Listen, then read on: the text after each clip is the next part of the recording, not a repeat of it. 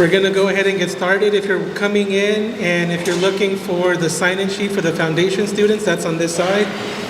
Something that you'll also be able to see on this side are some drawings by Luis.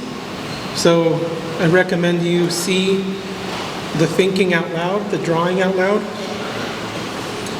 But thank you all for coming for the first lecture of the year, first lecture of the semester. I'm going to start by reading our land acknowledgement.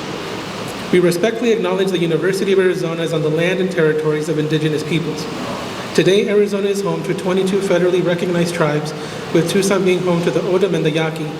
Committed to diversity and inclusion, the university strives to build sustainable relationships with sovereign Native nations and indigenous communities through educational offerings, partnerships, and community service. So again, thank you for joining us. This is the first lecture as part of the Capella School of Architecture lecture series. This year we're exploring the architecture of design. So this presentation, and for the most part all year, it's very much curated to what designing looks like. Thinking through design, process as design, thinking as design. Our events committee is made up of myself, I'm the chair, introducing Teresa Rosana, who's going to take and pick up the baton after me next year. Morgan Oster, are you here? She's also new to the committee. Noemi Desplan-Lishtart, Ashley Simone, Khadija Didan, 5th year, Ella Parsons, 3rd year. If you're a student and interested in wanting to be a part of our committee, just reach out to me and we can see what we can do when there's an opening. This year, again, we're really excited. We're going to be joined by Professor Beth Weinstein on September 30th, who's going to give a talk on her recent book on architecture and choreography. October 23rd, we'll be joined by Max Underwood, who's going to be talking about Inside the Office of the Eames. Leslie Loco, which is our inaugural big lecture that we're going to start to promote November 1st. Leslie Loco was the curator of last year's Venice Architecture Biennale. On November 14th is our inaugural Jones Studios Grand Lecture, and we're going to be joined by Ron Rael in collaboration with the School of Art. January 15th, we're going to be joined by Lorcan O'Herlihy of Lorcan O'Herlihy Architects. February 21st, Daniel Toole Architecture. Someday in March, we're trying to figure out what day, Greg Lynn. And to close out our series on April 9th is Local Heroes Dust.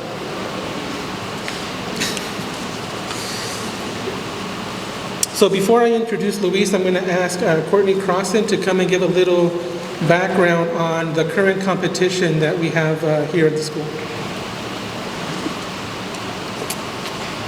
Thank you, Oscar. I'm going to be really quick. So we have a design ideas competition going on right now at our college. So across all different disciplines in our college, and it's open to students and faculty. So they can be teams of students and faculty together, teams of students, teams of faculty, so forth. You get the idea. It is to re-envision the student and alumni center, so right behind me. So you can see that there's furniture right now in that in the center that imagine it as a blank slate. All that furniture is gone, and we're asking you to design. You'll see the design criteria in here, a number of things. One being exhibition space for research and outreach projects, but also some flexible pinup space. It's a really exciting opportunity to help transform our college and a place that we see often all the time, right? We're always walking through Sun Gallery, so it's a really important piece for our college. I'm going to leave these handouts back on the back table. You should have all also received about 2 weeks ago an email with this PDF attached, and also AutoCAD drawing, base drawing that you guys can use to start your work from. So October 7th, it's due, and all entries will also be displayed during homecoming here for our alumni. So you'll get lots of good exposure of your work, and yeah, we're excited to see all the great work from Capella. So thank you all, and you can email me if you have any questions. Thanks, Oscar. So this is a great opportunity because I think we've all thought it at one point. Wouldn't it be great if we had a place where we can read? Wouldn't it be great if we had a place where we can get coffee? Wouldn't it be great to have a place where we can lay down? So this is this re-envisioning of this space. It's real. We're calling it an ideas competition, but it's a real competition with legs to get it built. And so we really want to ask you to get excited about it. And this is something in a place that we are going to get to use. So tonight we're joined by Luis Ibarra. Luis Ibarra is design principal and co-founder of Ibarra Rosano Design Architects, founded in 1999. The firm has earned numerous national and international awards for its sensitive approach to designing in the Sonoran Desert. Emphasizing responsive and responsible design ethics, Luis and his team are renowned for their site-specific and land-integrated work, fostering connections between people and place while committing to environmental stewardship and inspired living within the natural world. Luis has served as the design studio coordinator at the University of Arizona College of Architecture, Planning and Landscape Architecture, focusing on land ethics in his design studio curriculum. Inspired by mentorship under Australian architect Glenn Murcutt, his ecological approach is deeply informed by Sonoran Desert nature patterns, aiming to create profound connections between individuals and their surroundings, with a strong focus on making a positive impact on the environment. As co-founder and principal designer of Ibarra Rosano Design Architects, Luis's innovative design leadership has led the firm to earn recognition as one of Arizona's top design firms for modern desert architecture. The firm's work has been published internationally and has received over 70 regional, national, and international design awards. Help me in welcoming Luis Ibarra.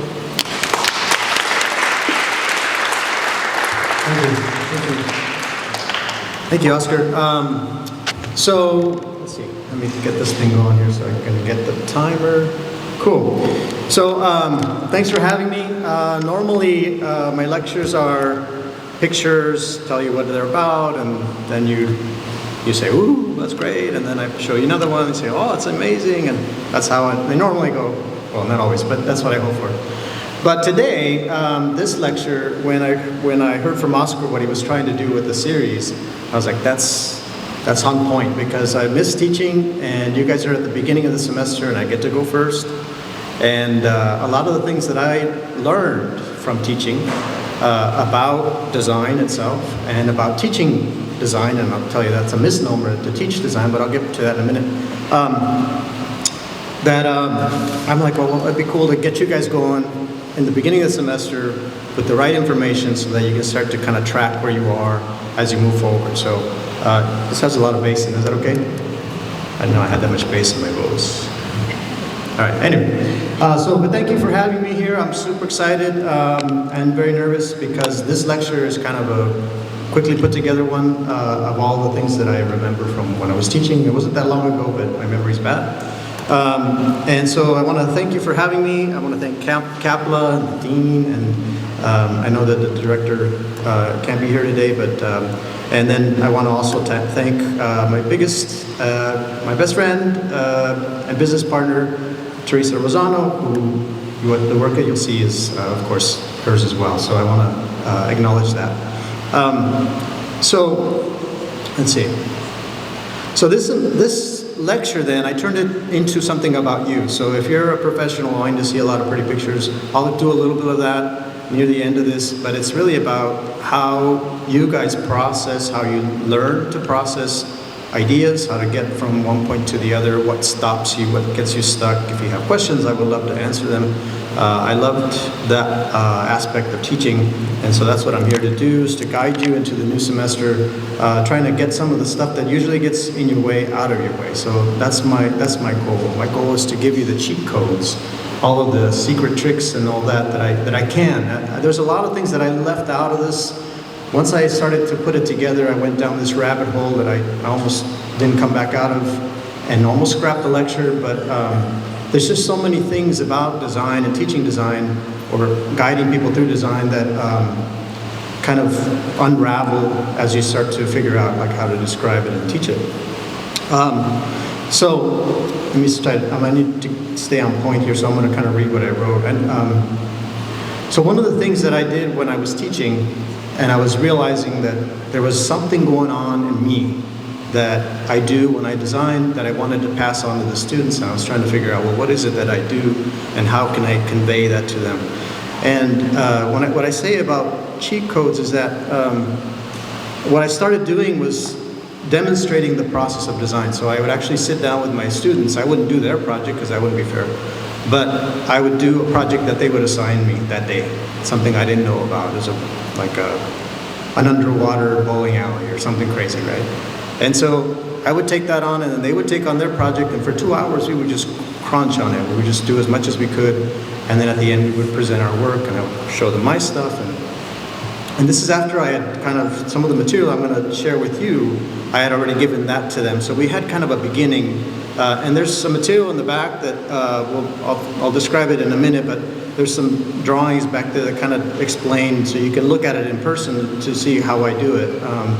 But it was something that they wanted to do, or actually they didn't want to do it in the beginning, but then they asked me to do it after we did it once, and like the next couple of weeks they were like, let's do it again. So, and the professors were a little nervous about it, but because they thought, oh, you're gonna, I don't know what they thought, but since their students started to ask them to do it, I think it actually was very successful. And so that's a good thing. And that let me know that was something that I could share with people. And so during COVID in 2021, AIAS reached out to me and said, can you do a lecture? Teresa and me, it landed on me because she was busy. And so I said, yeah, and I started thinking about the fact that it was going to be on Zoom, and I had an opportunity to use that medium in a way that to teach, and so I was like, okay, I'm going to make it about that. So I demonstrated a project that I made up for myself. I didn't know where I was going with it before I started. I just kind of gave myself the typical things professors do to us, right, when they write a project for us.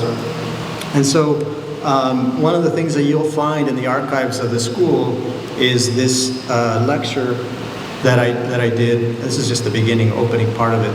But it's basically me drawing a project from beginning to end, nonstop. And I think it's like 2 hours worth of work. I don't remember it anymore, but it'll say it in the lecture. I'm actually telling everything that I do as I'm doing it. And then it's just sped up so that you don't get bored. But it's actually worth the time, because it's basically some of the things that I'm going to present to you today are going to be exhibited in this demonstration that I do here. And one of the reasons that I did that was that, you know how when you bomb, you guys probably don't bomb, I think you guys are top students, but I used to bomb things in math class, right? And so then at the end of the quiz or the exam, it wasn't a final exam, thankfully, otherwise I would never have made it through school, but it was a quiz or something, and then the teacher would say, okay, pencils down, whatever, let's do the project, let's do the assignment, let's figure out the problem. And so there was some algebraic equation, and I was struggling with algebra, and then I would see it on the board, and I would feel dumb, but I would get it. Like I was like, oh, there it is. Okay, so it got demonstrated for me, it got shown, and I thought, well, why don't we do that for you guys? Why don't you guys see that? See somebody who does it, do it, and then you say, oh, okay, here's the process. So, and everybody has a little bit different process. I draw a lot. That's how we were taught back in the day, black and white days when, no, I'm kidding, I'm not that old. But back then, everything was drawing. There was no computers. The computers actually were terrible. I honestly, I didn't think computers would be used in architecture. That's how bad they were. They're terrible. But obviously, I use them all the time. So, but getting back on track here. So, one of the things that I always felt when I was asked to come in and teach and coordinate the third-year studio for 6 years, I always felt like there was a missing component. There was a missing something. A lecture class, but I'm like, you guys take already too many classes, so that kind of didn't make sense. But I wanted a format where we could discuss design, not through your project, not through your trial and error where you do and you fail and you do and you fail, but actually where we talk about the ideas of ideas, right? When we actually go through and say, okay, this is what your brain is doing. This is how you're processing these things. This is why you're getting stuck. So if you had those things loaded in you, then you can watch yourself work, and you would find ways to course correct, and you wouldn't have to kind of fail as much as you do. You have to fail, though. That's something you need to understand. You do have to fail. That's a huge part of the process. If you're not failing, if somebody's just giving you the answer, somebody's just telling you what to do, your brain never never picks up on that, never figures out exactly what it should be doing. So it's a part of the process, but I do think, I always thought that maybe there was a way to make it less mysterious, a little less failing, and something that would equip you guys to really progress more quickly, because you're actually being asked to do a lot of work, deliver a lot of materials, a lot of knowledge has to go through you in a very quick amount of time. And so if we were to load you up with that, but that's not to say that the school is in error, there's a problem here. I'm simply saying that would be cool. But you guys are very busy, you're given a lot of stuff to do, and the way that you're learning is exactly the way that I was taught, and it's not a bad way. But I think there's some other things, and so one of the things that I'm going to share with you today is that kind of thing, and see if there's a way that we can load you up with some techniques to study your own thinking, your own design process, to build it and reinforce it and make it stronger. And I say this because back when I was teaching, I always used to refer to the school across the way here. And they begin a lot of their coursework with do, re, mi, right? So scales, they're doing scales, the basics. And they do that throughout the whole process. They don't just do it at the beginning to learn to draw and then they never go through it again. They don't show them how to do the scales and then they never repeat it again. They're doing it throughout the process. And the reason I'm telling you that is not to put the school down for not doing that. I'm saying you have to do that. You have to, all of the lessons that are brought to you to learn, you have to continue to repeat them and continue to develop them and master them. Otherwise, you won't be able to accelerate your process. And that's the whole point of being here. Well, that's not the whole point, but that's one of the big important things. Because in reality, we're asking you, just to finish that analogy. So across the way at the School of Music, they would never give a new student some instrument they'd never seen and ask them to play, say, a violin concerto like Niccolo Paganini, right? We just wouldn't do that. They'd have to say, okay, no, you got to start with the scales, you got to go through these steps. But here we do, we ask you to write poetry, design poetry, when you're still learning the language, right? But that's not to put the school down, that's just what you're expected to do. That's a big ask. And the fact that you guys actually deliver on that is remarkable. And you should feel very proud of yourself for having that ability to rise to that occasion that's being presented to you, and you don't give up. You deliver. You bring something to the table. And if you don't, you learn something. But almost all of you will deliver something, and that's a big ask because they don't do that across the way over there. They would start at the beginning and say, no, you got to learn these scales before you even attempt to write your own music at the scale of something like Paganini on the violin, right? But here you're expected to do it. But you do it, so that I'm very proud of you. I think you should be proud of yourself.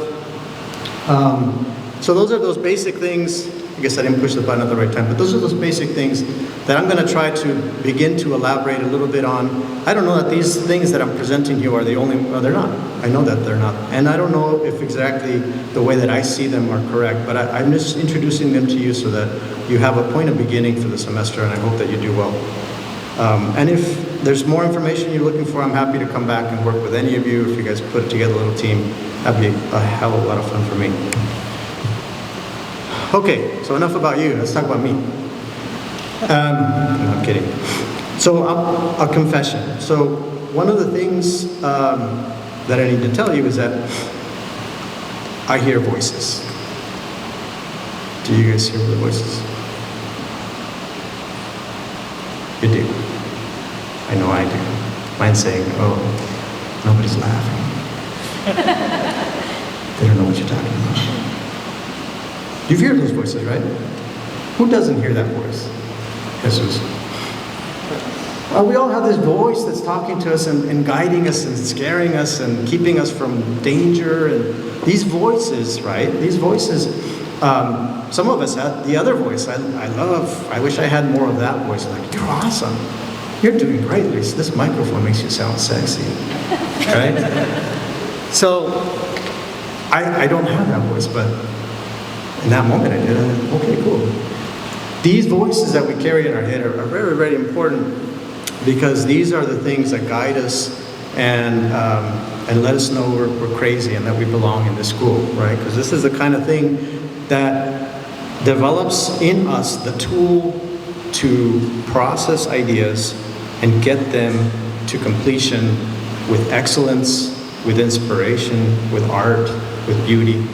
So those voices are very hard, very important to develop, but very hard to control until you kind of begin to understand where they're coming from, what they're about.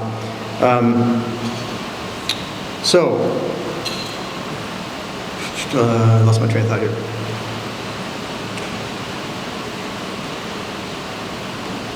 Anyway, so the point that I'm trying to get here to you guys is that this metacognition, that's what that's called, where you're aware of these voices and you're channeling these voices to develop your project, is essentially what you're here to do. There is no other thing but that. I mean, you gotta learn history, you gotta learn structures, all that stuff, but you're using all of that to plug into your work, the things that you're doing. So you're watching yourself, watch yourself on different levels. And the more you're capable of doing that, like, I can be up watching us in context of Speedway and the whole university, or I can zoom and just like be up here and watch me talking right now, waving my hands. Or I can be back inside my head, like all these different layers of thinking that happen for us as designers. Very important for you to be very cognizant of it. And that's what's called metacognition, where you're actually thinking about your thinking. That thinking about your thinking is it. That's the learning of design, in my opinion, but I would gather that somebody else might agree with you. But before we get into those voices, right, I want to put forward something that I think is very important, because those voices oftentimes get confused. The critic or the person that's really positive and the more negative part of our minds sometimes live in these two camps of art and design.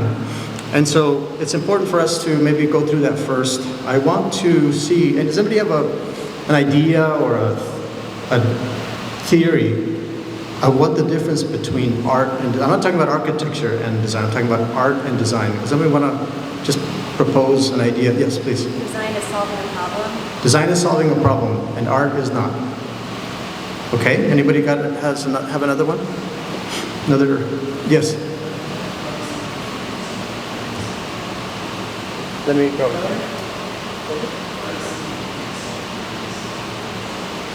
Oh, okay. Art is something that you do for yourself, and design is something you do for a client. I'm liking that. I'm liking yours too, but I like his too. Somebody else? Anybody else want to take a stab? No. Yeah? Logan, you're moving your hand. No. Okay. I'll give you mine. So I've always have been looking. I was always looking. And then when I was teaching, it finally came to me. I was looking for a definition that didn't put a hierarchy of higher value on one over the other. Because a lot of people say, well, this is solving a problem, this one's not, this is valuable to people, and this is more frivolous, and then, I'm not telling you which ones was which, but, everybody has these ideas that we grow up with. It's important to understand that you have these biases about whether art or design is more valuable. Certainly, art sells for millions of dollars, and I don't know that my drawings back there might sell for a couple of bucks, or something like that. But the point is that I was looking for a definition, and I'm going to share it with you because I think it's important for you to know where you are on that question at any given point. It's actually part of the design process to be aware of what is art and what is design. So in this diagram, the difference that we're looking at here, I'm going to give you my definition, just so that you have it to start with. It's always served me well, and I hope that it helps you guys know if you're being an artist or a designer in your mind, the way you're thinking about things. From my definition, art is the product of the creator, the dialogue between the creator and the creation. The product is the thing that they're making. Let me say it another way, more simply. The thing that they're making and the maker of that thing are in dialogue with each other as a primary event. Like, that's what's most important, right? They're thinking about that as a primary thing. And then if it serves on the outside, the users of the thing great, right? But the primary thing is that that dialogue be strong between the creator of the work and the thing they're creating.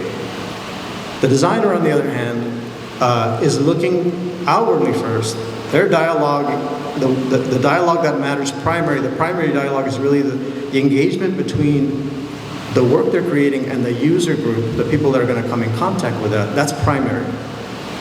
And then the designer's engagement with that is secondary. So it's almost like the flip side of that's what this diagram is trying to convey, is that on the art side, you have an internal dialogue that's about the work and the creator of the work, and then the other one is about the creation and the user group. But you can never leave the creator out of it. The creator is as important as the work itself. So I don't want to confuse that, because it's kind of part of the issue that I'm trying to solve for here. And the part of the issue that I'm trying to solve for is the fact that sometimes when you're working on a project and you fall in love with a sketch or a model or whatever it is that an idea, whatever the idea is, how you hold that, how you carry it, how you respect it, either as a designer or as an artist, matters at different points in the process. So sometimes it's a problem if you're holding on to it too tight as, say, an artist, because it resonates with you, but when you really analyze it, it doesn't work for anything else. It doesn't work for the project. You need to think about that. You need to be aware of that. You need to recalibrate your thinking because you're designing. But if you're not, if you're doing an art piece, that's the way to go. Yeah, do it. It makes you feel right. It makes you. And I'm saying this just from doing a lot of reviews where students are like, well, that's what I want. That's what I like. You can't tell me it's not right because it's right for me. Yeah, if you're an artist. But if you're designing something that works for somebody else, needs to work for somebody else, or has to function, in a way for some other function, then that's important. So I have up here a couple of examples just to kind of illustrate the point, then I'll move on. On the left, you have Vivaldi's Four Seasons, and everybody who hasn't heard that, you should. It's a pretty cool concerto. It's basically it's a concerto he wrote to the Four Seasons, and so they have a different theme. They have a mood that, he was representing the seasons, the winter, summer, spring. It's beautiful. And then you have Star Wars, right? So Star Wars, they're both. You say, well, they both are, Luis. They both are music. Yeah, but Star Wars has to do a very specific thing at very specific moments, whereas Vivaldi, he was trying to just convey an idea that he liked, that, he does pretty well, actually. So they're actually very strong, both of them. I won't go along here, but that's kind of an example. And I would love to disagree with you if you do at the end here, but I'll keep moving here. So this is where the voices come in, because the dreamer and the critic kind of represent the artist the artist and the designer. And these are the voices that we hear in our heads. I've given them these names because it's kind of how I identify them in my head. So I have a lot of critic in my mind from different people that I've met, usually parents and that sort of thing. So I'm thinking about myself in the context of those thoughts, and I'm usually engaging the architecture in a similar way because I'm just using that tool that was given to me when I was a little kid. But I also have a dreamer. My parents were also, they gave me both. Like, they were like, you're awesome. Okay, you just said I wasn't because I didn't clean my room. But I learned to handle those, but I have to be very cognizant of which one I'm listening to and when and why. And so that's kind of what I'm bringing this to your attention, because what happens is when the critic is stronger, how many of you guys feel like the critic is strong in you? You have you're the dark force. Yeah, okay. And what about, how many dreamers do we have here? Yeah, there you go. That's why you don't have voices in your head. Right? Let me see that again. I distracted. Yeah? Oh, right on. That's cool. Dreamers are rare. They're more rare because when you go through the school system that we all have, the public school system, even the private school, but when you go through the school system, what you find is that the dreamers beat up, right? There's so many times that you can't do that thing that you felt like doing. You just you couldn't get up and dance. No, you had to sit there. Like, you can't, actually, if you guys want us to get up and dance, please do. But, you don't, because you're used to this training of like, no, you have to sit still, you're going to distract Luis, and you probably will, but I'm okay with that. Before you get here, that actually create this, the weakness in the dreamer. So, but you need yourself to let go of the critic a little bit, and you need to reinforce the dreamer if that's where you are. I think if you're a dreamer, you need to also introduce the critic, because you need both. And that's kind of what my message here is. I'll move a little bit faster. So this duality exists, and it's what we should be using to understand these two things. When you actually balance those two voices in your head, if you have the two, once you have the two, you find that you have an easier way of getting into a state of flow, a flow state. Have you guys heard flow state? You guys know that, okay. So what I'm going to show you, just to move this along, I'm going to show you a little clip from that presentation that I did for the AIS. Please look it up if you're interested. But this basically is a place where, when I started teaching, I actually did it by taking that dialogue out of my head and putting it on paper for the students to see. So they were looking at me thinking. They were seeing the thinking turn into a drawing. Because I was taking each of the dreamer and the critic and writing it down. So I gave one the pen, I gave the other one the pencil, as if they're two people, and using my hand, and they would talk to each other on the page. And so what you're seeing in this is me writing down the thoughts that the dreamer or the critic had, the sketches that usually the dreamer likes to sketch first, and they're basically having a dialogue where they're telling each other what's right, or they're just kind of watching each other draw. In this case, this is a state of flow. Like, I'm actually flowing here. I'm not hearing an argument. They're working together. So that's what that looks like to see. And there's more of that in that other lecture that we had. I started doing that for the students, and so here I'm able to show you a project where I actually employed that. And I needed to do this because I got hired by a landscape architect couple that wanted me to design their house, and they're like, well, we'd like to collaborate with you. So sure, no problem. And so because they were remote, I basically started the project. I started the project from beginning to end. It may look like I know where I'm going, but I actually don't. I'm just kind of starting with a site analysis, and that site analysis leads to ideas, and those ideas lead to other ideas. The question and answer, the critic, the dreamer, they're processing these thoughts, and this takes a little while, but hopefully it doesn't bore you. But it's basically me running through those two voices in my head, asking them to work together in a state of flow to produce a design that then I can send to my client, and they can know why I did what I did, so that they can engage in it and know what's important to me, know what questions I have in it, and how we can collaborate together on the next steps.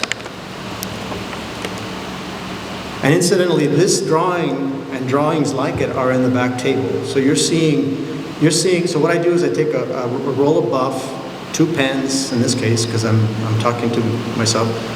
And then I'm just kind of going along, and just one idea comes to me, and then the critic says, well, how are you going to do that? How are you going to get the water off? What are you going to do about this? And so then the dreamer and the critic, they're both kind of answering each other. They're drawing on top of each other. Sometimes one draws and it seems like it's the dreamer, but it's actually the critic. A critic has an idea. And so that's the state that you want to get to. Now, obviously, this is not the level that anybody would expect you to get to in the state that you are in terms of your learning. But this is possible. And I just want to show you that it's possible. And that,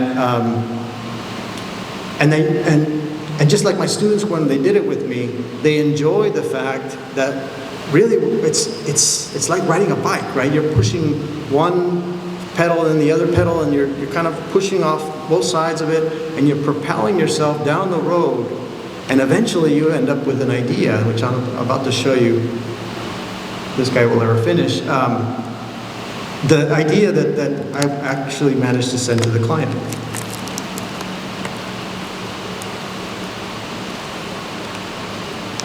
So if you notice, we went from a site, a reaction of a plan to the site, the diagram of the plan on site, became a plan. The plan became three-dimensional, questions of water flow, because those are issues. The site drains right at the house. How are you going to move that? What about the water on the roof? Where are you going to put the pool? What views are you going to get? How are the bathrooms distributed? What's the concept? What's the concept of the project? The concept of the project is two rammed earth walls with these Shishugiban blocks that insert into this simple roof. The budget's tight, so I was just thinking very simple. This is not in budget, obviously, but you got to dream, right? So the critic was always like, this is not going to fly, but your clients sometimes want to dream with you, and as long as you tell them that you went a little bit too far, then you kind of use the ideas that really still resonate, that fit the bill, and that's longer than I thought. But you can see the scroll on the bottom of the video there, and that's basically one sitting. That's probably, I think that's sped up double. So you're looking at however long it takes is how long it took times 2, right? So, and I hated that drawing. The critic was like, "Oh, you just ruined your drawing with these little squiggle things." But and then I got off a little bit to go SketchUp, because that's what I use, so that I can underlay that. So you're seeing some SketchUp work just as massing, so I could see what the volumes were really going to be. And they were close to my guesses in terms of my own sketches. And then I add tone and I add shadows, because I'm trying to entertain myself. But what I'm really doing is I don't know what to do next. So I'm like, okay, let's make it pretty, until you have another idea or have another question. And then once I have a question, then I work on that, and I stop doing the shadows, and I go over and start to figure out. You can see I'm lost. I don't know what else to do. Because I like it. I'm like, I don't know what to do now. That seems fine. I seem to solve the problems. Now let's make it art, right? Let's see if we can make something nice. Because I knew I needed to send this to the client as a finished product, essentially. It's not repeating, is it? Okay. Any questions right now? Because I don't have anything else to say.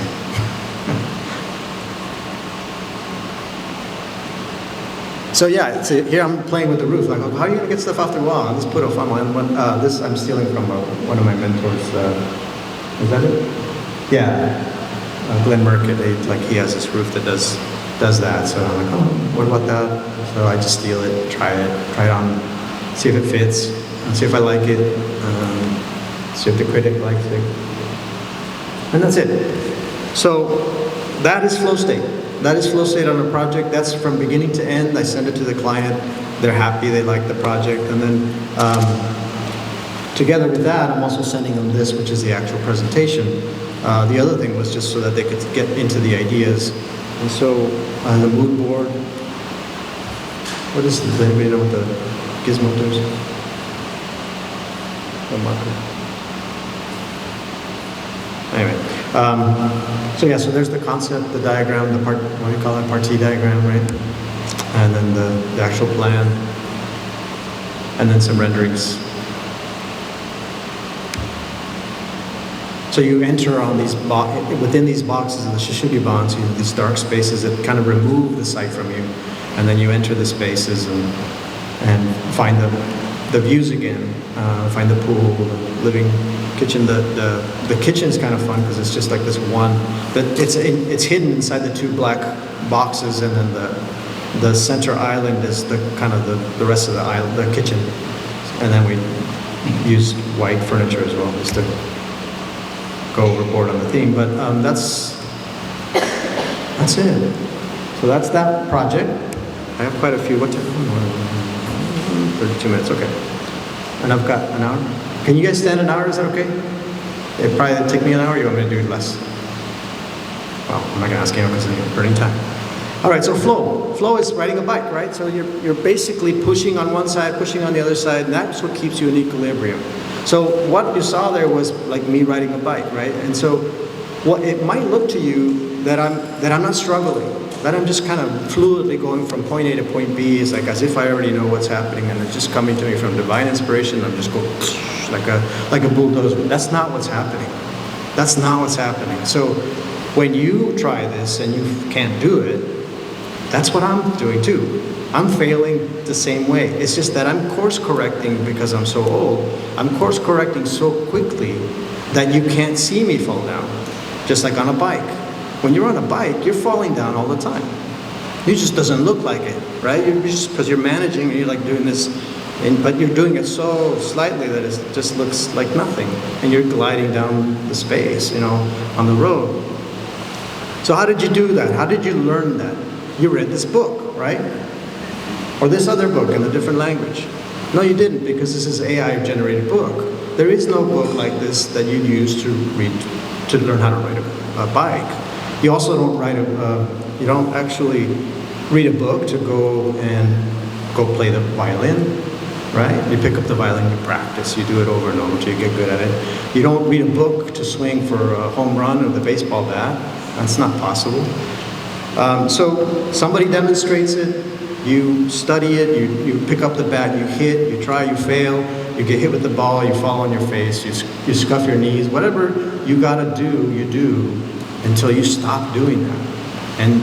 But the reality is you're almost in danger of doing that, right? So when you saw me get into flow state, I'm kind of just pushing myself and failing, but not allowing that to stop me. And so that's what I'm trying to get to you to try, because it's really the basis of design and the flow state that you're trying to get to in your projects. I was going to skip this because I know I'm going to need a little bit more time in the back end, but I'll give it to you anyway.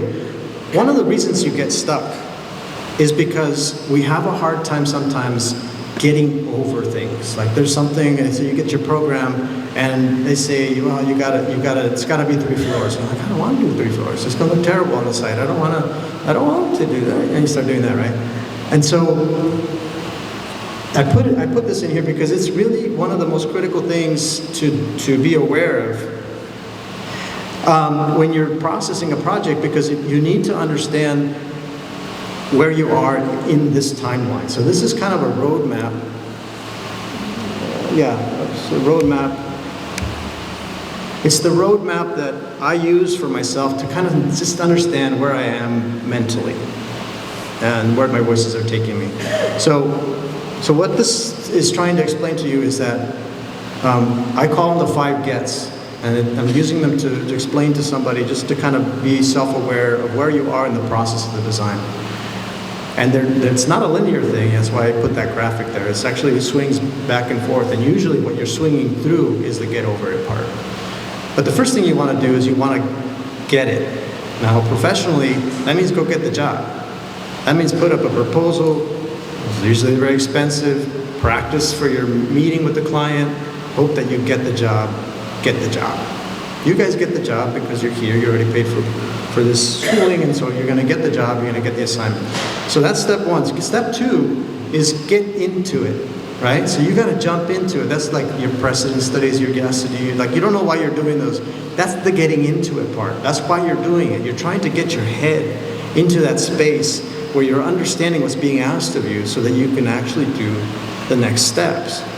What is the next step? Get over it. There's going to be something that you're like, oh man, this sucks. I don't want to have to do that. I want to do a building with no windows and this has to be all glass, or no, no glass isn't allowed. Whatever it is, whatever the thing is that's bugging you, you're going to find that you cannot be creative until you let go of that thing that you can't get over. You have to get over things to find something better. So you have to let go sometimes of that thing that you think is wrong, because what you'll find is that your classmates, they'll get over it because they didn't see the problem that you saw, and then they're going to come up with something amazing. So you need to be aware that you're getting stuck. Now, the next step is to get through it, right? Or get into it. Once you get over it, you got to get into it. So they kind of loop back around. But the main thing that I want you to understand is that there are points in your process where you have to get over the issues that you're seeing. Getting through it is basically do the work. Sit down, get on it, and use some of these tricks that I'm giving you so far. And then the last part is where there's no time to get over anything. You just have to get it done. So there's a point at which time runs out. Like for me doing this lecture, time ran out. I have to put something together. Whatever I got. I actually talked to Teresa. I said, what slides should I put in? She said, you don't know what slides you're putting in your project, your presentation today? She's like, man, no, you're scaring me. I'm like, oh, now you're scaring me. But anyway, so you run out of time, you have to deliver. So here I am delivering to you with the materials that I chose for you. So hopefully it's working. And like I was saying, teaching is a misnomer. Teaching design is a misnomer. You can't really teach it. It's just like riding a bike, just like swinging a bat, just like playing the violin. You can coach it. There's things we can teach, but for the most part, you're teaching yourself.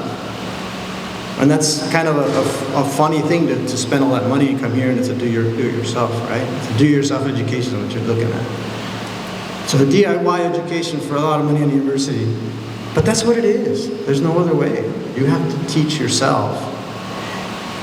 The reason why you're here and not doing it on your own is because of all of you. When you get a project and you're doing a project, you get to do that project 16 times simultaneously. That's cool. You saw me do a project. I only did it. I didn't get to see what you guys came up with, right? I only get to see what I did. I actually can't even afford sometimes to get my teammates to do it or to get to see why not. Teresa can't. One of us has to do the project, And so you get this very special moment to learn from 16 professors plus the one that's assigned to you. You are all teaching each other.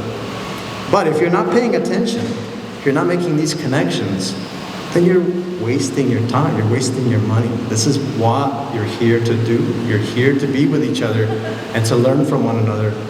This is one of my classes, and they're actually watching themselves. I can't remember exactly what they were doing, but they are watching themselves in the studio, eating pizza, and I don't remember exactly what they're doing, but this is where you get the majority of your learning, by watching each other fail and succeed, cheering people on, helping each other, letting them help you, asking them questions. How did you? I'll give you a word you got to watch. So don't ask them why they did something. Why is a word that is very threatening because it sounds like an accusation. Like it's a very hard word. So use the word what. What made you do that? Wow, I love that, especially with a good compliment at the beginning. I love that. What were you thinking when you came up with that? And you're going to get so much knowledge, so much education out of that experience. And if you don't do that, then you should maybe stay home. I don't know. But the idea that your professor's going to teach you, that's what I'm trying to tell you. It just doesn't work like that. They can teach you some things, they can guide you through things, but it's really not done that way. You're teaching yourself. You're riding that bike, but no one teaches you how to ride a bike. You just get on it. They'll hold the seat, hopefully, if they're not jaded and want to help you, really. They'll hold the seat, they'll demonstrate, whatever they got to do, put training wheels on the thing, whatever they got to do. But it's ultimately you being able to course correct enough so that you're gliding down the street on your bike.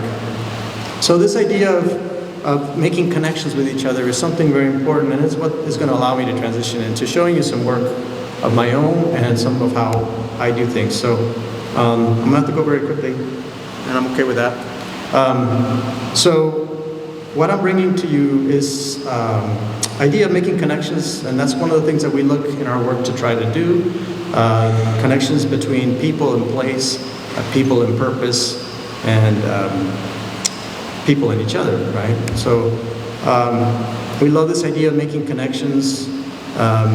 So I brought for you 3 projects. Our very first project we ever did. I always go back to that because it has the kind of essentials in it. It's very didactic.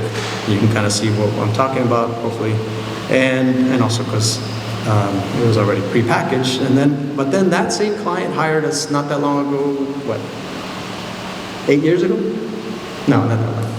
4 years ago.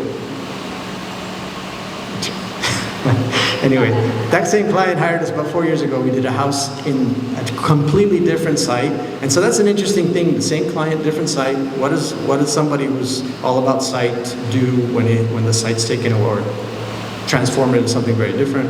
And then the last one, the one that was on the poster, some of Logan's great photographs, that I wanted to share with you because I want to share something new and not the same thing. So everybody who's listening on Zoom that aren't students, this is for you. So I'll go quickly through this because, but I do need to kind of explain to you where my voices come from, right? And so, let me read this so I get through it quickly. But we are living paradoxically increasing in connections and increasing in disconnection. We are making a greater and greater number of digital technological associations with each other. And we move, I'm sorry, let me just explain it. So one of the things that we are seeing is that you are, the text got messed up is what my problem, but we are in a moment right now where we seem to be more connected. And we've got somebody, I have an audience right now I can't see, right? So that's amazing and scary. But I'm not really connected with them. I don't know who's out there. But Lisa showed up, and she's still here. Lisa showed up. She's somebody who's very close to me in this community. Logan showed up. You know, you could all kinds of people. That's connection, right? So at the same time, we have all these pseudo connections. We need to find more of these amazing connections that we have and that we can make in person. And I'm trying to tell you that because, you know, it's getting very much confusing, like how are we truly connected? We're connected for convenience sometimes, but there's something missing in that. The fact that we can be in this inside this architecture and you making the memory about me saying silly things or saying important things, whatever you feel, that's what architecture is about. That's the thing that we delight in, and these making these connections. And I put this up here just because there's really only one person that I think is actually engaged in what's going on, and I'm pointing at the purple arrow there. And she's really going to remember, and the rest of the people are going to have to, whenever they find it on their phone again, they're going to look at it maybe. So let me tell you a little bit about me. This picture you see in the, well, it's the only one you're seeing, is a chicken coop. This little chicken coop is my mom's first home. This is where she grew up, and all of the materials that is made from were made from the land fillets to the front of this image. She grew up there with her brothers. She has not her brothers, but her uncles and her mom. And so the five of them, four of them grew up in this tiny little house, and I grew up seeing this little house. This is the house that I would visit when I was playing up above my grandmother's house, which I'll show you in a minute. But structures like this, for me, made me very aware of what it means to dwell. I admire the ingenuity and the resourcefulness of how we creatively adapt to circumstance. It possesses clarity in living and demonstrates a love for life and future. I saw a lot of these kinds of little structures, and for me, these little simple structures have always been resonant for me. Because of their resourcefulness, their efficiency, simplicity, honest use of materials, clever use of materials, I find that very fascinating. And it's these little structures that kind of guide my thinking that's probably in my voices in my head. That little structure became my grandmother's house, and I like to share this one especially because inside this tiny little house, on Christmas and New Year's, the whole neighborhood would show up because it was the biggest house in the neighborhood at the time. And for days, and I got to experience this quite often, the dancing and drinking, the singing, and the eating was happening for days there. Basically the Mexican things, right? Dancing, drinking, and eating. Or, as Glenn Murcutt puts it, the ings of things. The living, the dreaming, and the sharing. The reasons for architecture in the first place. So what I'm sharing with you is my point of view of what architecture is about. It's not about, though I delight when you guys create beautiful sculptural things or amazing things. But at the core of where I am coming from are these ideas of creating places for living, dreaming, and sharing. For me to be talking, for you to be listening, to be sitting, or standing, thank you. And enjoying if you are, or not enjoying it, but this is what we're here to do. And for me, making these kinds of connections is what architecture is for me. It might help you to think that way or might not, but I'm here to help you kind of define your own point of view. For me, architecture is more about space than object. The magic is in the manipulation of experience, not the form. I see architecture not as habitable sculpture, but about how we inhabit time. If you've ever spent a summer's day in the desert, you know that this is the most wonderful architecture for miles. But it's not from the tree as an object, but from the shade and the shelter it provides. From the presence of the moisture and the oxygen that creates, the feel of the sap, the smell of the leaves, the sound of the cicadas that sit in its branches, and in that sense of hope and refuge where all these things thrive, and even in the emptiness that reinforces how special this is. So for me, this is an amazing piece of architecture when in fact it's not what we define as architecture, right? It's not architecture by the kinds of things we study here. Except that if we were to think about architecture through this lens, which I do, you would begin to see how special architecture is, how much more special it can be, actually. Architecture is an instrument for making these connections, these places where that live in our hearts and in our minds, places that leave their mark inside of us, and then we create a memory from that. We live in those places for the rest of our lives. Incidentally, here, there's a different door that I passed through. It's still there for me. This is a new space. It's not what I grew up with. It's now, but not back then. And there's another version of this that lives inside me. That's freaking amazing. And you have that experience as well. So architecture does that. Architecture connects you to place, connects us to each other, connects us to a moment in time. And so for me, that is probably one of the most important things that I get to do, I get to be a part of. So I'll go a little more quickly. So the topography, this is our first project. Client came back to us more recently, 4 years later. I'll show you the new house. But this was a house that Teresa and I were commissioned to design, and we learned a lot on this. This is our very first project from the ground up. We were very fortunate. This house then became quite well known, and that kind of launched our careers. Let me see what I want to tell you about this here. So I was talking about space as the medium, space, architecture being space. And so when you think of it that way, you realize that architecture is already there, right? So there's an architecture in these two photographs and in the site model. And so the question is, how do you work with that? What are you looking for to create the places that you need for your client? What are the lessons that appear? When you look closely at this prickly pear, for example, you see it's an ordinary plant. We take it for granted. Nobody really cares too much about it. Some people say it's ugly or dangerous. But when you think about it, each plant is oriented to deal with the sun by self-shading, to produce food through photosynthesis, to resist the winds, to balance its mass, to protect itself from predators, and also to create habitat for other creatures. And when you look at it that way, as I do, I think it's quite beautiful.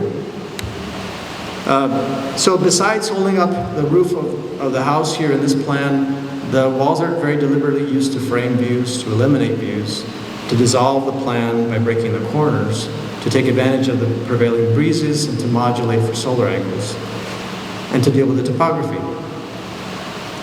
And so the question for us, the critic, going back to the beginning part, the critic in me was like, well, how do you build on this site and not have it be an eyesore? And some people might think it's an eyesore, but I was saying, well, if we can step up that site, amplify the energy and the spirit of the space that's already there. This house is intended to be as raw and as rugged as the land that it sits on, and luckily my client was down for that. Materially and spatially, it's about inhabiting the desert in a way that maintains the connection to the original qualities of the site and still allows the client to be very comfortable. We conceived of it as a man-made rock formation. Well, what belongs here? Well, probably a rock outcropping. So at best, we were able to kind of get this thing to have that presence. But it's really not about an image, it's about solving the problem very directly, just like the prickly pear, and the way that it balances its mass and operates on that site to do what it needs to do to offer habitat for not only itself, but for other things. And that's the thing that we like to try to do in our work, is to try to figure out what the puzzle is and solve that puzzle as if there was no other way to do it. And I put this in here because one of the things that was really amazing for us, this first project coming out of the ground, you'll understand. First project coming out of the ground is like Christmas every time you go see it. There's something new to see, it's amazing. And I hope that you get that experience in your lives. But when we went, we would go on weekends, we would go on holidays, and the people that were working on this house were there with their families. They were showing off their work and our design on their days off. And that for us was like, whoa, that was like, that's a beautiful thing to be a part of, where you're all collectively engaging in the creation of these spaces that we are going to inhabit and create memories in. Because it's about that connection that we get to make between people and the land, between new spaces and ancient ones. Okay, so I'm going to move a little more quickly to show you these images. These thoughts permeate the work here. This is the Garcia residence.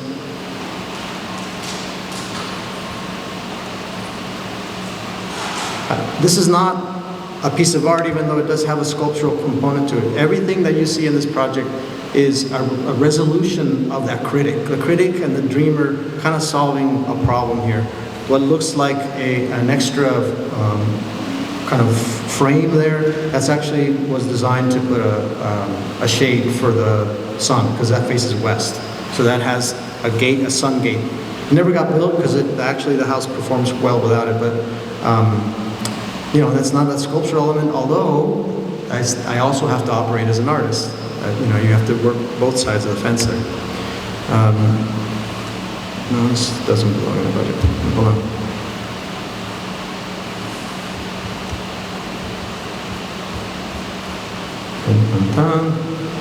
Okay, even more quickly.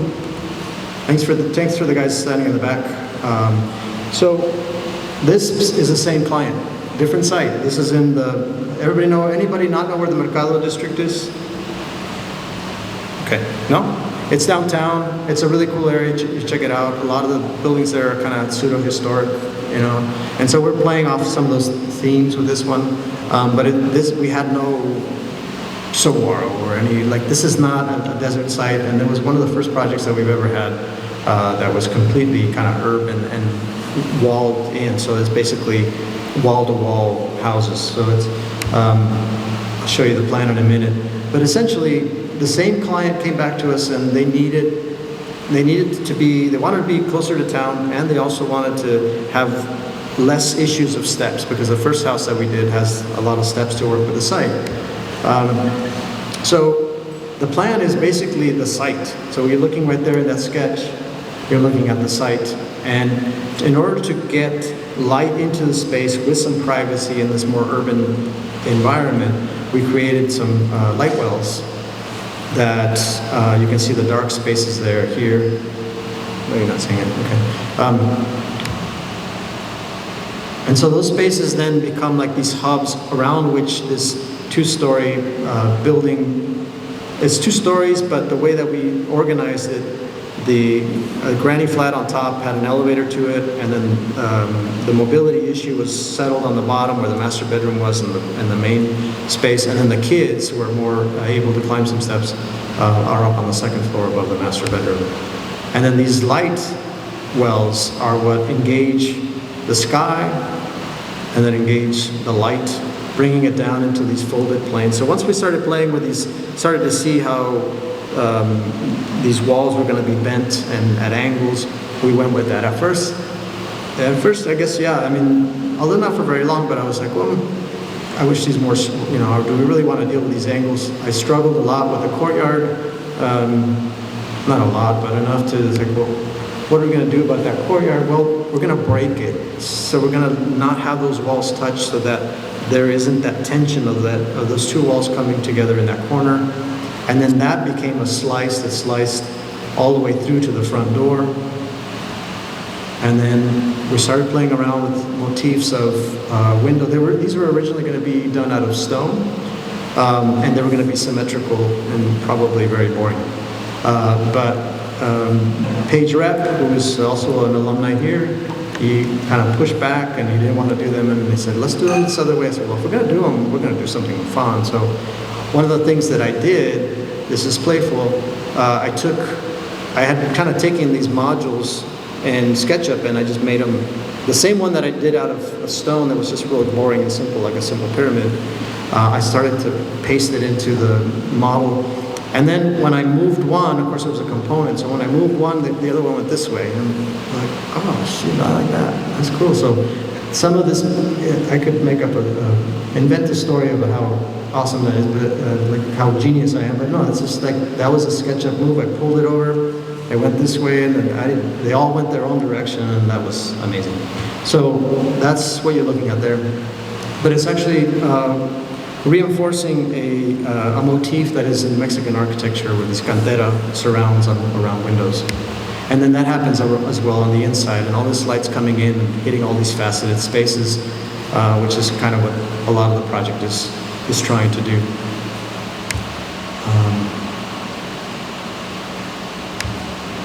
So a lot of things that you find in the barrio, we're trying to bring them to this project, but at the same time, maybe modernize them and give them a fresh look, so that we weren't trying to recreate an old thing.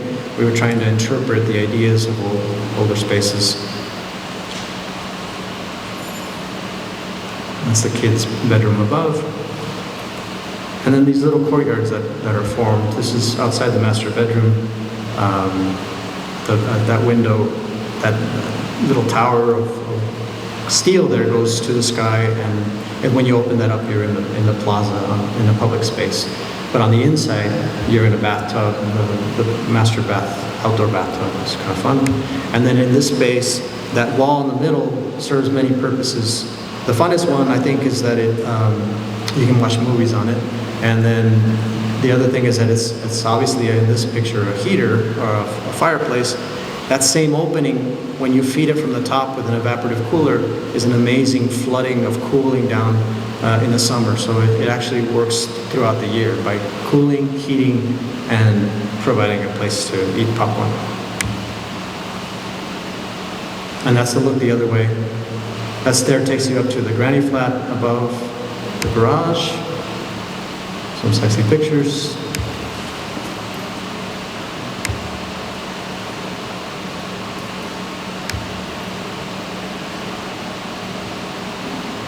Okay, so I'm just going to go really quickly. This project, I don't have a lot of words because I haven't finished. This one just kind of was recently photographed. I'd like to get some more photographs of it. But this was, and it has a bit of a sad story, and that's why we haven't finished photographing it. The owner hired us from New York, and they were super excited and in love with the house, the design. It took a while to build this house. In the process of building the house, actually it took a while to do the driveway. The house came together more quickly, but the driveway was a mile long. So that took a while through rock, but by the time we started getting close to completion, the wife got I think it was lung cancer, wasn't it? Yeah, a stroke caused by lung cancer, and so she was terminal. She had like weeks to live, and the project had many more weeks to be completed. So, but the aim was like for her to see the house, right? To see the house and live in the house for as long as she could. And so there was a push at the end, and then he moved in. So we haven't been able to get it back in there just because it's a sensitive topic, and it's a really sad situation. But we did manage to take some pictures with Logan's help. And so I want to share this project with you. We're very proud of it, and we hope to be able to share more of it. But it's basically, he's a photographer, he's a wildlife photographer. And so it's designed as a, like a hunter's blind, is what we called it. But essentially, it's very site specific. Each one of these bends has a reason, looking at the mountains, looking at different directions for different views, different sunlight that enters different times, and then looking at the vegetation, looking at the wildlife that runs right along the house. I'll show you in a minute. But that's the initial sketch, and then some of the exterior shots. I like that shot. I like them all. And the arrival sequence, that concrete wall there's hiding the equipment for the pool. The pool is pretty cool. It's a stone-clad pool. Here you're looking at the entry. So when you come in, you're actually looking through the kitchen. You're looking at the ground floor, and the javelina come up to the glass of the kitchen and press their noses against that, or that in the master bedroom. But that's engaged, kind of set into the ground. It's almost like, like you're just hiding out, waiting for things to come into view.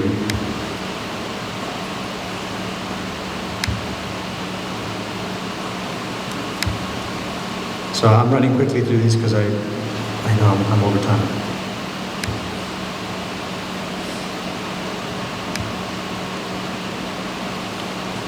And I think that's the last one. I really appreciate you sticking with me. Thank you.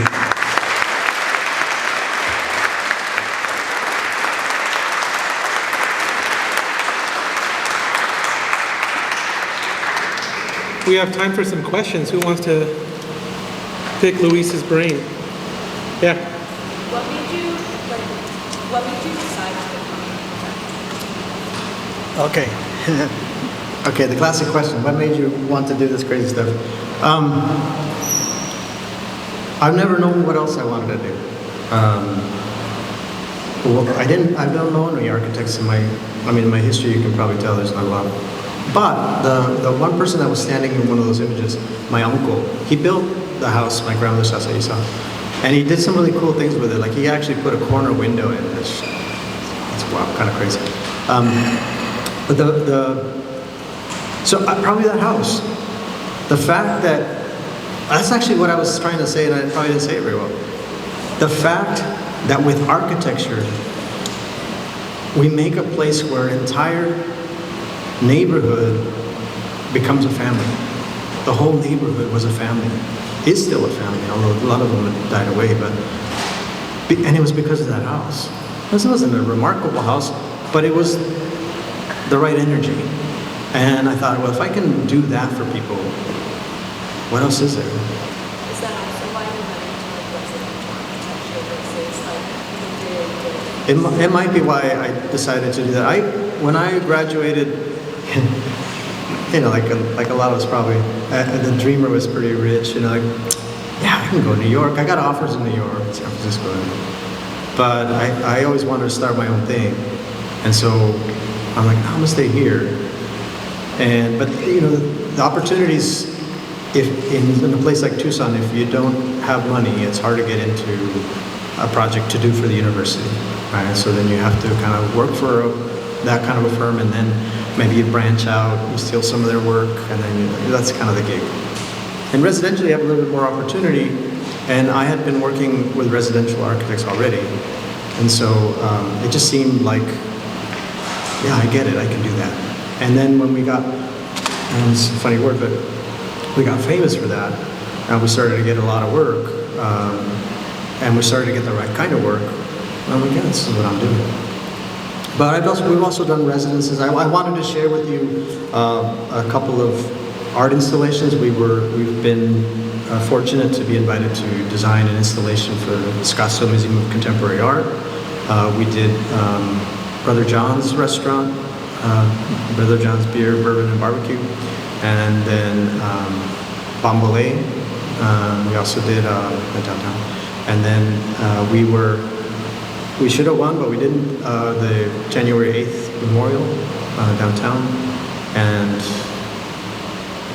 some other. Oh, we've been in the Scottsdale Museum of Contemporary more than once, and then we're starting to get some commercial work that's coming in.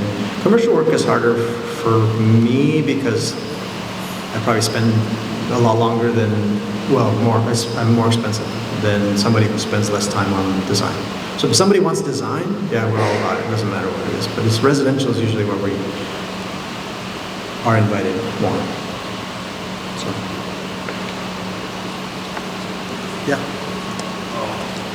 I have a question about in your sketches, you were using some foil to wash those creepy tones within the sketches for a lot of the shadows. And Oh yeah. I just want to know what that was. Sure. It's kind of like a joint. It's like a paper wrapped thing that's sharpened on both ends. What do they call those things? It's a smudger. Yeah. I don't know. I think it has another name, but yeah, it's a smudger. And so it's a little white. It's a little paper. Usually they're white. A paper thing with like two sharpened points, and then you use it to kind of smear. I always used my finger before until I learned that that's not the way to do it, because you can actually be more delicate and you actually can use it like a pencil by grabbing some of the graphite from something and then putting it over. Like you can actually draw with that. So sometimes you might see me drawing with that, which you can't do with your finger. So, and they're cheap. Yeah, just go to Posers and you'll see them. They're all over the place. That's a good question. Anybody else? Yeah.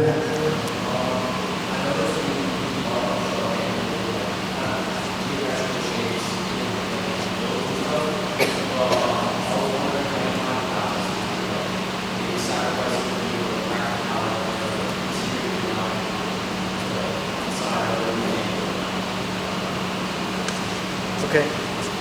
Typically, if I'm going to, so geometry, he was asking about geometry and how I feel about the compromises that are caused by geometry. Is that a good way to say it? So, it's funny, there's some professors that here that when, and we're actually good friends, but sometimes it's like, well, you just make boxes, I just make boxes. Yeah, that's where I start. Until the thing can't be a box, why not? But it's not that I'm against not doing that, and I'll do a blob like anybody else, if their time is right. But I'll begin with the box. And the place where you're referring to probably is the triangular stuff. That I had no choice. That's the site. Like I had to build those diagrams. But if you look closely at it, I cheated. I just put two boxes inside the perimeter. There's actually very square geometry in there. But what I was nervous about was where the triangle then goes to a point, and I was like, well, if they touch, is that cool? No, because first of all, I was practical, right? So I was like, you can't ever plaster in there, it's going to look like crap. And so, but if they were separated, oh yeah, and you see the sky coming, this is connected by the sky, and also, that's the poetic stuff you can kind of start to say, oh, it's two walls joined by light, isn't that great? But it's really that. It's me saying, okay, there's tension there. Do I really want that tension? Do I really want them to touch? Or what happens when they don't? And it was just a stronger idea not to. But get over it, right? When you're stuck with that, get over it. Use it. Make something out of it. Like the Garcia residence where I have to put a tall thing on this site. I didn't have a choice. So get over it. Okay, so what am I going to do about that? How am I going to dream that in a way that works for the client, the site, me as an artist, me as a designer? But that's a good question. Yeah.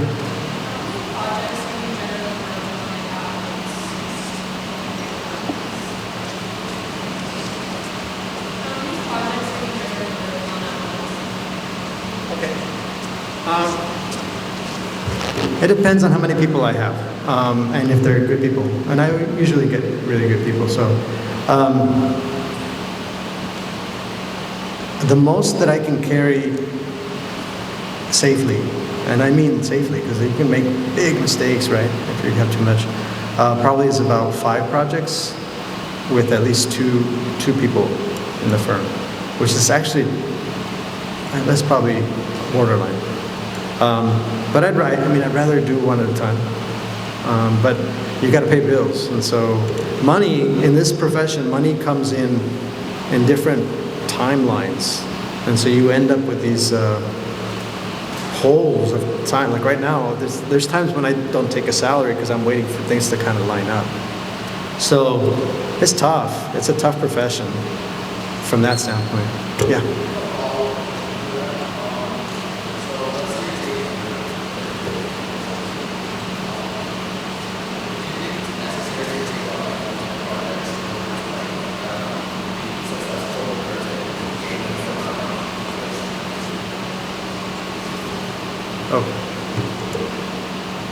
Oh yeah, I'll repeat the question. I'll repeat your question in a minute because I think somebody wanted to hear your question. It's a good question. Your question is, I'm trying to, I think what you might be asking is, do I define success by a lot of projects? Yeah, or do I have to take? It just depends on how many people I have. One of the things about hiring people is that once you hire them and you care about them and you want to nurture them, then you start, when you start running out of work, you're like, oh, I got to take this project that I don't really want to take. And that happens sometimes. And then you have this project that doesn't really fit the firm, but you took it on so that you can pay everybody when everybody's really counting on you to do that. So I guess it depends on what you define as success. If you want to be a solo practitioner and you can kind of live that way and just take on projects when you have them, you have other sources for income and you don't have to take on a lot of work. Yeah, do it, sure. In my case, I'm not that. So yeah, is that a good enough answer? Cool. Repeat your question again, just. Yeah, so the other question that that was asked was just how many projects I can take on at one time, and it depends on how many people I have. Honestly, I'd probably three good projects, meaning size-wise, or one really big one. Yeah, I don't know, but 3 is probably ideal. 5 is the most. 5 is the most I would do. Yeah. Oh, is there another question?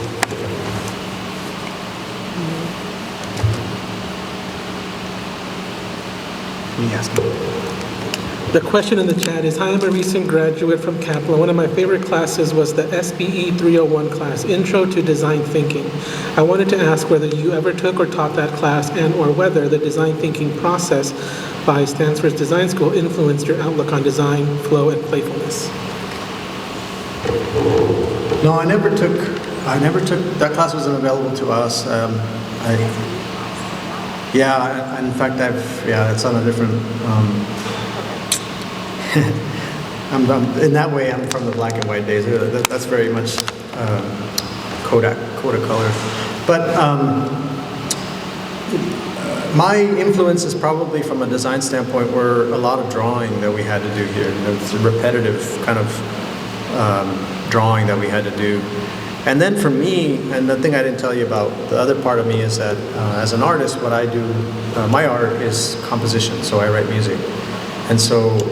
And graphic design.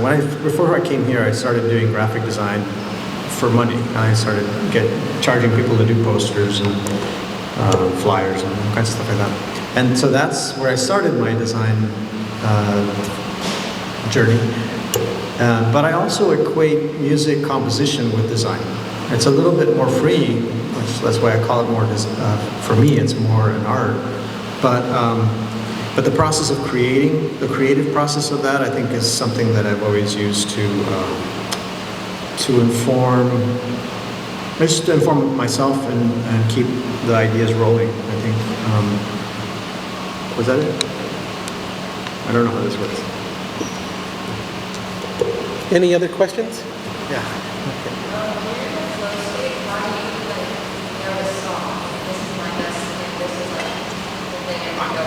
Okay, that's a really good question. When I get in flow state, how do I know to stop? You don't. You don't. Like, you don't want to stop. Why would you, right? But it does stop. You get a point where you feel good, and you feel like you've resolved it, there's no more questions, the critics shut up, the dreamer's satisfied, you made a pretty picture, they're both good, you know you can take it into the computer or present it to a client or get your team to start working on it. And that's kind of when you're like, okay, or you get hungry, or you want to go get a beer and you stop. But it's usually when you're in that state, time stops. It doesn't. But I mean, like there are times when I work straight for 4 hours, not because I had to, but because I was enjoying it. I've done more than that when I've had to, but it's just like, no, it's just like, oh shit, and then oh look over here, and then oh, and that's what my brain is doing. At the same time that I'm saying that, it's also sometimes unhappy when I'm like, oh shoot, that's true, I gotta put another bedroom in this house, and that would be so cool without that thing, right? So the dreamer's upset, and the critic says, well, get over it, right? So there's the get over it thing. Get over it, put it in there, and see what happens, and then, oh, okay, that works. Oh, okay, it's even better. Now it's even longer, or whatever the thing. Oh, what if I put it over here outside of the main part? It's over here, a satellite thing. Oh, cool. Now I can put a hallway that connects it, and and that solves my client's need for a gallery, whatever it is. Right? So you don't stop. Yeah, especially when you get paid. This is how you make money, right? So you want to get the thing done and bring in the dollars and go on to the next one. No, you don't want to stop. I saw another hand. Yeah. So when you're dealing with difficult terrain to build on, what sorts of steps do you want to take in your site analysis? Always a topography map if you can. If you don't have that, get yourself a level and measure it. If you don't have that, get yourself a sextant. Write that down. And it's just like a little handheld thing.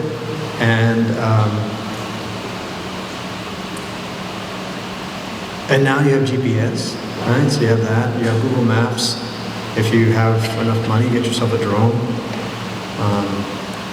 So there's a lot of tools that you have at your disposal that we didn't have. But the biggest thing is sit still. The biggest thing to do on a site, any site, whether it's steep or not, sit still on the site long enough. One of the things I used to do with my students, and I won't tell the school this, I'm about to do it, is we'd have a picnic, and I'd take some wine, some cheese, and we'd sit out on the site in thorns, like on the ground, and get some blankets, and we'd sit out there so that the students would understand that this is really a livable place, right? You just sweat a little bit more that day. You drink some wine, you some cheese, and you're good, right? It's a good time.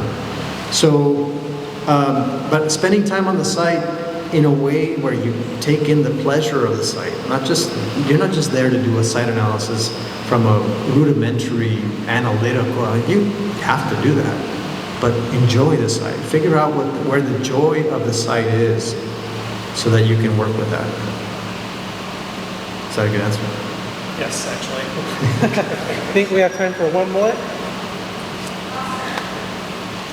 Yes. What would be the best way to build your own client I don't know if you tell me. I'm learning again. So when we started our practice, Teresa and I bought a little house. I'll tell you the quick story here. We bought a little house, like 30 by 30, I think it was. It's pretty small.